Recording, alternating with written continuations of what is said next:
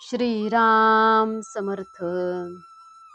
नाम घेणाऱ्याच्या मागे पुढे मी उभा आहे. गूढ शोधून काढण्याकडे मनुष्याची नेहमी प्रवृत्ती असते. कोकणामध्ये पाण्याचे झरे आढळतात. ते कुठून येतात हे कळत नाही. म्हणजे केवळ दृश्यामध्ये असणाऱ्या गोष्टींचे देखील मूळ आपल्याला उकलत नाही. मग जे अदृश्यच आहे त्याचे मूळ आपल्याला कसे कळणार? मी बोलतो कसा, माझे मन कुठून येते, हे देहबुद्धीत राहणाऱ्यांना कळणे कठीण आहे. नामामध्ये जे स्वतःला विसरले त्यांनाच मी खरा कळलो. स्वतःच्या प्रपंचाचे कल्याण करून घेण्यासाठी तुम्ही माझ्याकडे येता. पण कोळसा जितका जास्त उगाळावा तितका तो काळाच होत जातो. त्याप्रमाणे प्रपंचामध्ये कसेही केले तरी दुःखच पदरात पडते. आपण समजून उमजून ज्या चुका करतो त्यांचा दोष आपल्याकडे असतो. न समजता जी चूक होते त्याचा दोष नाही. प्रपंचाच्या आसक्तीने दुःख परंपरा येते हा अनुभव दररोज येत असून आपण प्रपंचात आसक्ती ठेवतो हा दोष नव्हे का? आपले कुठे चुकते ते पाहावे आणि जे चुकते ते सुधारावे. प्रपंचात मनासारख्या गोष्टी कुठे मिळतात? त्या मिळणे न मिळणे आपल्या हातातच नसते. मग अमुक हवे किंवा नको असे कशाला म्हणावे? रामाचेच होऊन राहावे म्हणजे झाले. जो रामाजवळ विषय मागतो त्याला रामापेक्षा त्या विषयाचेच प्रेम जास्त आहे असे सिद्ध होते.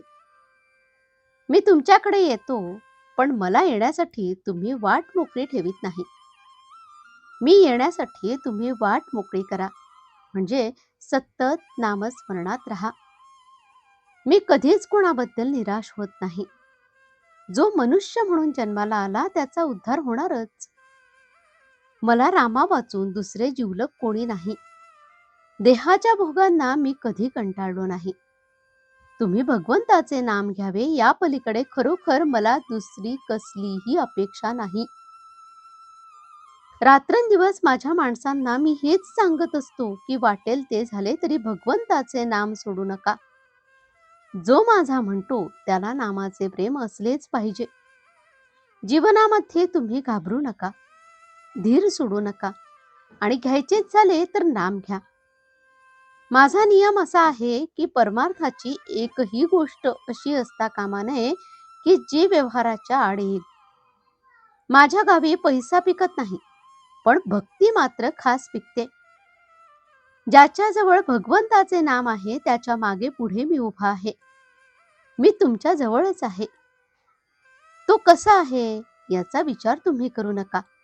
तुम्ही नुसते नाम घ्या, बाकीचे सर्व मी करतो. शुद्धीमध्ये नाम घेण्याची जबाबदारी तुमची.